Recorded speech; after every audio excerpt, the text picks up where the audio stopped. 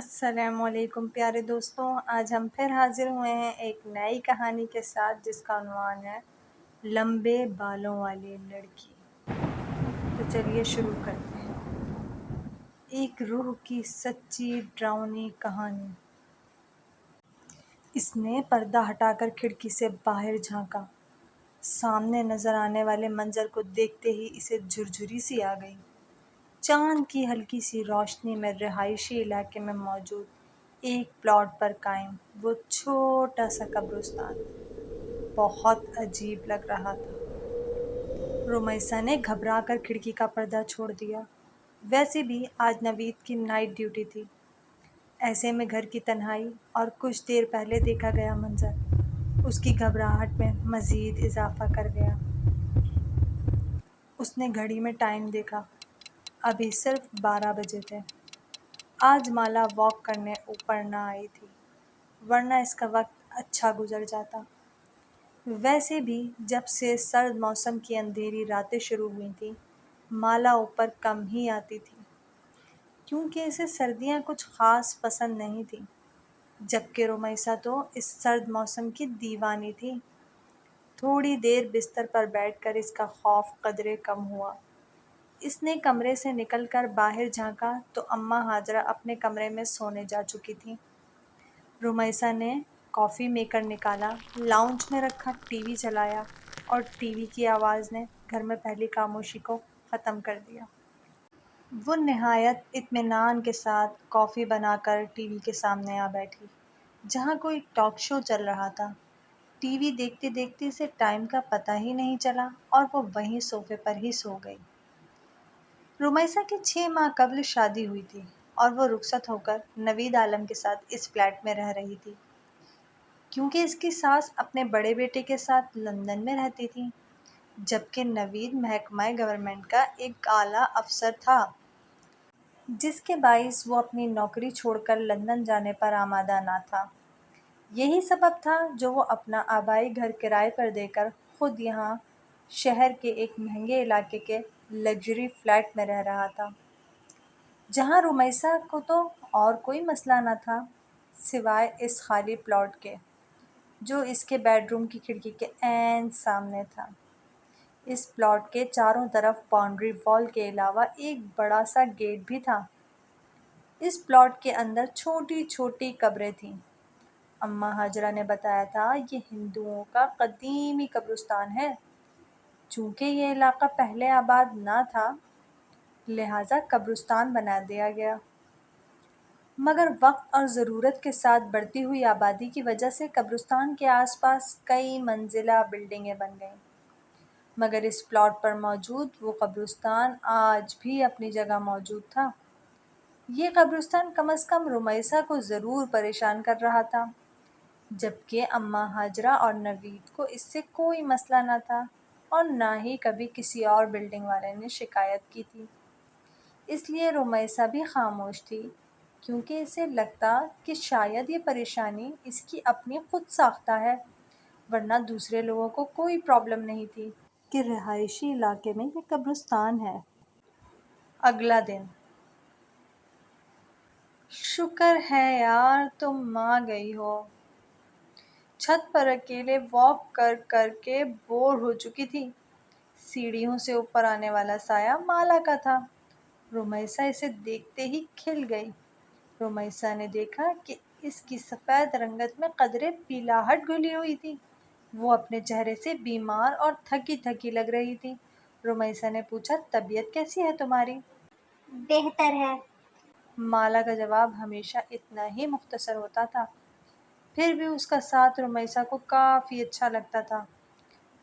وہ کافی کم گوسی لڑکی تھی جو شاید فرسٹ فلور کے کسی اپارٹمنٹ کی رہائشی تھی۔ یہاں شفٹ ہونے کے بعد پہلے دن رمیسا اوپر واک کے لیے آئی تو وہاں مالا پہلے ہی موجود تھی۔ دبلی پتلی سی یہ لڑکی رمیسا کو دوستی کے لیے اچھی لگی، مگر ان دونوں کی دوستی صرف چھت تک ہی محدود تھی۔ نہ کبھی مالا نے اسے اپنے گھر آنے کی دعوت دی اور نہ رمیسا اسے اپنے ساتھ نیچے لے کر گئی۔ وجہ شاید ٹائم تھا، جو اوپر واک کرنے کے دوران اتنا زیادہ ہو جاتا تھا کہ رمیسا کو اپنے گھر لے جانے اچھا نہیں لگتا تھا۔ مونگ پھلی کھاؤ گی؟ واک کے دوران رمیسا اپنے ہاتھ میں پکڑ کر گرم مونگ پھلی کا لفافہ اس کی جانب بڑھایا۔ سوری، میں مونگ پھلی نہیں کھاتی۔ عجیب لڑکی ہو یار، کچھ بھی نہیں کھاتی، نہ مونگ پھلی، نہ ریوڑی، نہ ہی کوئی ڈرائی فروٹ، یہاں تک کہ بھنے ہوئے چنے بھی نہیں کھاتی۔ رمیسا جب بھی اسے کوئی چیز کھانے کو دیتی تو وہ ہمیشہ انکار کر دیا کرتی۔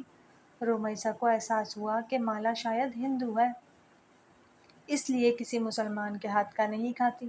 اس نے اتنے ماہ میں آج تک مالا سے کبھی اس کے مذہب کے متعلق نہ پوچھا تھا، کیونکہ اسے اچھا نہیں لگتا تھا۔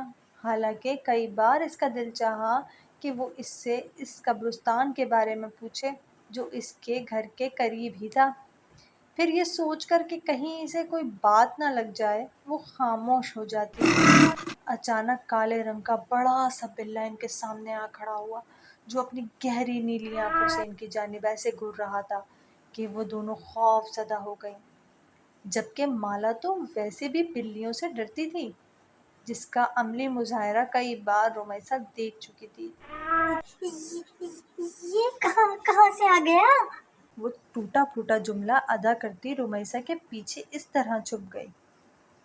رمیسا نے چپل اتار کر بلی کی جانب پھینکی تو وہ فوراً پیچھے کی جانب بھاگ گیا۔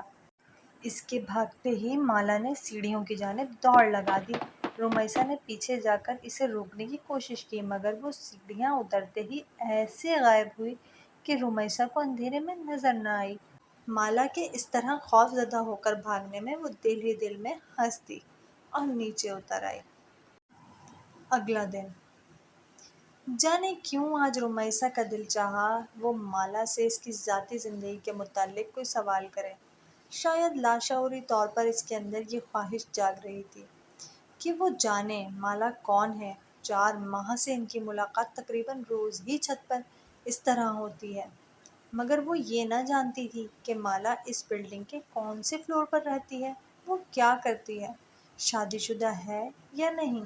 یہ سوچ کر اس نے آج اپنی گفتگو کا آغاز مالا کی ذاتی زندگی سے ارادہ کرتے ہوئے کیا۔ پہلا سوال پوچھا، تمہارے گھر میں اور کون کون رہتا ہے؟ مطلب؟ چلتے چلتے رک کر مالا نے حیرت سے کچھ اس طرح رمیسا کو دیکھا کہ وہ بھی تھوڑا سا گڑبڑا گئی۔ مطلب ہے کہ تم اکیلی رہتی ہو، تم شادی شدہ ہو یا نہیں؟ اس کے سارے جملے کا ایک لفظ میں جواب دے کر وہ اس طرح آگے کی طرف بڑھی کہ اس سے مزید کچھ پوچھنے کی خواہش رمیسا کے اندر ہی دم توڑ گئی۔ وہ بولی، میں فرسٹ فلور فلیٹ نمبر 103 میں رہتی ہوں۔ رمیسا کے خاموش ہوتے ہی شاید مالا کو اپنی غلطی کا احساس ہو گیا، اس لیے وہ پلٹ کر اس کی جانب آتے ہوئے آہستہ سے بولی۔ اس ٹائم آسمان پر زور سے بجلی چمکی، ساتھ ہی بادل گڑگڑانے کی آواز جیسے ہی مالا نے سنی وہ بچوں کی طرح گھبرا گئی۔ رمیسا نے دیکھا خوف سے اس کی رنگت زرد پڑ گئی تھی۔ وہ بولی، مجھے بارش بالکل اچھی نہیں لگتی، بہت ڈر لگتا ہے بارش میں بھیگنے سے۔ ایسے محسوس ہوتا ہے جیسے میرا سارا جسم جل رہا ہے۔ پانی کی بوندیں مجھے آگ کی طرح محسوس ہوتی ہیں۔ آپ کو پتہ ہے آگ میں جلنا کتنا ہولناک ہوتا ہے؟ اس کا تصور ہی میرے سارے جسم میں کپکپی طاری کر دیتا ہے۔ آج پہلی بار رمیسا نے اس کو اتنا بولتے سنا تھا، مگر وہ کیا کہہ رہی تھی رمیسا بالکل سمجھ نہ پائی۔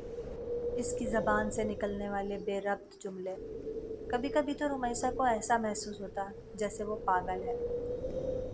جیتے جی خود کو آگ میں جلتے دیکھنا، خوبصورت جسم کا آگ کے شعلوں کی نظر میں جانا، کبھی دیکھا ہے آپ نے؟ اسی پل بادل ایک بار پھر سے گرجے۔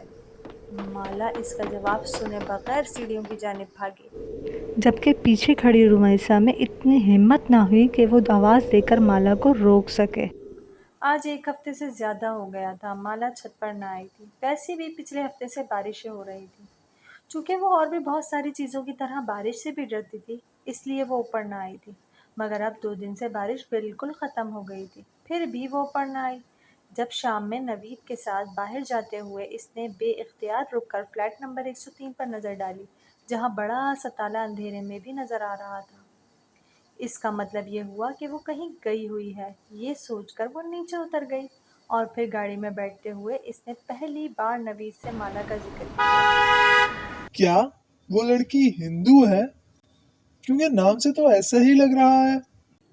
پتہ نہیں، میں نے کبھی پوچھا نہیں، مگر شاید وہ فلیٹ نمبر 103 میں رہتی ہے۔ وہ کافی دنوں سے اوپر نہیں آئی۔ Flat number 103؟ نوید نے حیرت سے دہرایا۔ تمہیں شاید غلط فہمی ہوئی ہے، کیونکہ وہاں تو کوئی بھی نہیں رہتا۔ وہ فلیٹ لمبے عرصے سے خالی ہے۔ اچھا، پھر ہو سکتا ہے کہ مجھے سننے میں غلطی ہوئی ہو۔ نوید وہاں پچھلے 1 سال سے رہ رہا تھا، اس لیے وہ رمیسا کے مقابلے میں بہتر جانتا تھا کہ آس پڑوس میں کون کون رہتا ہے۔ اور پھر گھر واپس آتے ہی وہ اماں ہاجرہ سے مالا کے متعلق پوچھ بیٹھی۔ پتہ نہیں بیٹا، میں تو گھر سے صرف سودا لینے کے لیے باہر جاتی ہوں، اور آس پڑوس میں میری کسی سے ایسی دوستی کہاں ہے جو میں کسی کے بارے میں کچھ جان سکوں۔ ان کا جواب بالکل درست تھا، وہ تو سارا دن گھر میں ہی رہتی تھیں۔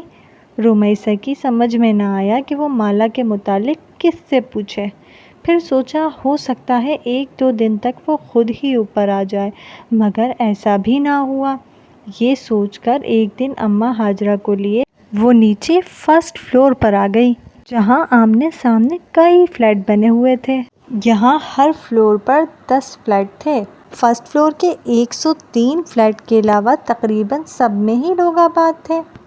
اس کی سمجھ میں نہ آیا کہ وہ کس کا دروازہ بجا کر مالا کے متعلق سوال کرے۔ کچھ دیر وہ کھڑی سوچتی رہی، پھر نیچے اتر کر مین گیٹ کی جانب آ گئی، جہاں موجود سیکیورٹی گارڈ اسے اچھی طرح پہچانتا تھا۔ جیسے ہی رمیسا اس کے ساتھ جا کھڑی ہوئی، وہ جلدی سے اٹھتا ہوا بولا، السلام علیکم باجی، خیریت ہے؟ وہ بولی، دراصل مجھے ایک لڑکی کے بارے میں جاننا تھا۔ لڑکی کے بارے میں؟ عبدل نے حیرت سے اسے پہلے دیکھا اور پھر اماں ہاجرہ کو۔ ہاں عبدل بھائی، فرسٹ فلور پر ایک دبلی پتلی سی لڑکی رہتی ہے جو روزانہ چھت پر میرے ساتھ واک کرنے بھی آتی ہے، مگر وہ کافی دنوں سے نہیں آ رہی۔ عبدل نے پوچھا، کیا آپ اس کا نام جانتی ہیں؟ اس کا نام مالا ہے، وہ گوری سی ہے، بہت لمبے بال ہیں۔ بہت لمبے بالوں والی لڑکی تو میں نے یہاں کبھی نہیں دیکھی۔ ہاں، فیصل صاحب کی بیٹی ہے، فلیٹ نمبر 107 میں۔ نام تو مجھے نہیں پتا اس کا، لیکن بال کافی لمبے ہیں۔ ایک دفعہ ایسے ہی میری نظر پڑ گئی تھی۔ آپ وہاں جا کر پوچھ لیں، شاید وہ آپ کی مشکل حل کر دیں۔ عبدل کی بات سنتے ہی وہ وہاں نہیں رکی، بلکہ تیز تیز چلتی ہوئی فرسٹ فلور فلیٹ نمبر 107 کے سامنے آ کھڑی ہوئی اور بنا سوچے سمجھے بیل پر ہاتھ رکھ دیا۔ کون؟ دوسری طرف سے دروازہ کھول کر باہر آنے والی عورت 40 سے 45 سالہ تھی، جو رمیسا کو اپنے سامنے دیکھ کر تھوڑا سا حیران ہوئی۔ السلام علیکم۔ جی، میں مسز نوید ہوں، اسی بلڈنگ کے 3rd فلور پر میری رہائش ہے۔ مجھے دراصل مالا سے ملنا تھا۔ تیز تیز بولتے ہوئے اس نے جلدی سے اپنی مدعا بیان کی۔ اسے ایسا محسوس ہو رہا تھا جیسے اگلے ہی پل اس کی خواہش کے عین مطابق مالا اس کے سامنے آ جائے گی۔ کون مالا؟ جواب اس کی توقع کے خلاف تھا۔ اب رمیسا کی سمجھ میں نہ آیا کہ وہ کیا کرے۔ ایک 16-17 سالہ لڑکی اس عورت کے قریب آ کھڑی ہوئی۔ رمیسا نے اس کے لمبے سیاہ بال دیکھے جو کمر سے نیچے جھول رہے تھے، مگر ظاہر ہے وہ مالا نہیں تھی۔ مایوسی کے ساتھ ساتھ وہ شرمندہ بھی ہوئی۔ سوری، دراصل مجھے لگا شاید مالا اسی فلیٹ میں رہتی ہے۔ نہیں، اس فلیٹ میں تو نہیں، یہاں تو میں اور میری اکلوتی بیٹی رہتے ہیں، جبکہ میرا خیال ہے کہ ہمارے فلور پر مالا نامی کوئی لڑکی نہیں رہتی۔ دراصل اس نے مجھے اپنے فلیٹ کا نمبر 103 بتایا تھا۔ تو انہوں نے بولا، 103 تو پچھلے کئی سالوں سے خالی پڑا ہے۔ بہت سال پہلے یہاں ایک فیملی آباد تھی، پھر ان کے ساتھ ایک ایسا حادثہ ہوا کہ وہ لوگ گھر چھوڑ کر چلے گئے، دوبارہ یہاں کوئی نہیں آیا۔ دروازے پر کھڑے کھڑے اس خاتون نے رمیسا کو تفصیل بتانا شروع کر دی۔ نہ چاہتے ہوئے بھی رمیسا پوچھ بیٹھی، کون سا حادثہ؟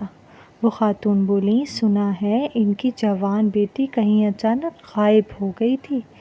بہت تلاش کیا مگر وہ نہ ملی، شاید بدنامی سے بچنے کے لیے اس کے ماں باپ یہ گھر چھوڑ کر چلے گئے، لیکن ان کے جانے کے کچھ دنوں بعد فلیٹ سے اٹھنے والی بدبو نے سب کو اپنی جانب متوجہ کر لیا۔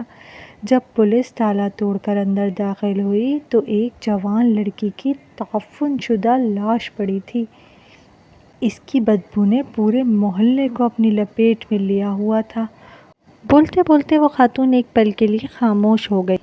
رمیسا نے پلٹ کر فلیٹ نمبر 103 کے دروازے پر نظر ڈالی، مگر لڑکی تو غائب ہوئی تھی، پھر لاش گھر میں سے کیسے ملی؟ رمیسا نے حیرت سے سوال کیا۔ یہی بات تو آج تک کسی کی سمجھ میں نہیں آئی کہ آخر وہ مرد عورت تھے کون؟ کیا واقعی وہ اس کے ماں باپ تھے جو اپنی جوان بیٹی کی لاش کو اس طرح فلیٹ میں چھوڑ کر بھاگ گئے؟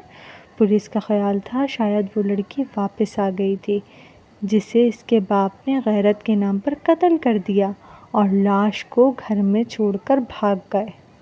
اف، اس قدر سفاکی! رمیسا نے خوف سے جھرجھری لی۔ ہاں، یہی وجہ ہے کہ یہ فلیٹ دوبارہ آباد نہیں ہوا۔ قاتل اسے ویران کر گئے اور پھر چاہنے کے باوجود کوئی اسے آباد نہ کر سکا۔ ایک ڈر، خوف اس فلیٹ کے حوالے سے ایسا لوگوں میں اجاگر ہوا کہ شاید ابھی تک دور نہیں ہوا۔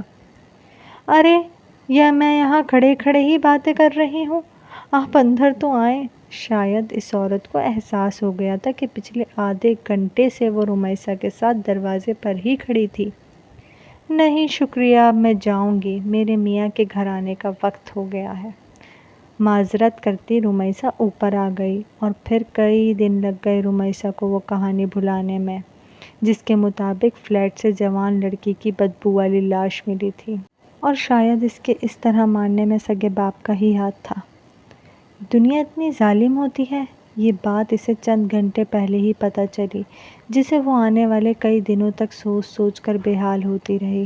رمیسا فلیٹ نمبر 103 کا حادثہ چند ہی دنوں میں بالکل فراموش کر بیٹھی، مگر مالا کی تلاش اس کے وجود کے اندر کہیں انتظار کر رہی تھی کہ شاید کبھی زندگی میں اسے مالا دوبارہ ملے۔ یہی وجہ تھی کہ وہ بلڈنگ میں آنے جانے والی ہر لڑکی کو غور سے دیکھتی۔ کبھی جو کسی ڈپارٹمنٹل اسٹور میں جانا ہوتا تو اس کی متلاشی نگاہیں مالا کو کھوجتی رہتیں۔ سڑک سے گزرنے والی ہر لڑکی میں وہ مالا کو تلاشتی، مگر مالا نہ جانے کہاں گم ہو گئی تھی، جو ہر بار رمیسا کو ناکامی کا منہ دیکھنا پڑتا۔ اس کی تلاش مالا کے ساتھ لگن اتنی تھی کہ ایک دن وہ اس میں کامیاب ہو گئی، مگر ایسی کامیابی جس کے بعد کئی سالوں رمیسا کا یہ دل سوچ کر کانپتا رہا کہ اس نے مالا کی تلاش کی اتنی کوشش آخر کیوں کی۔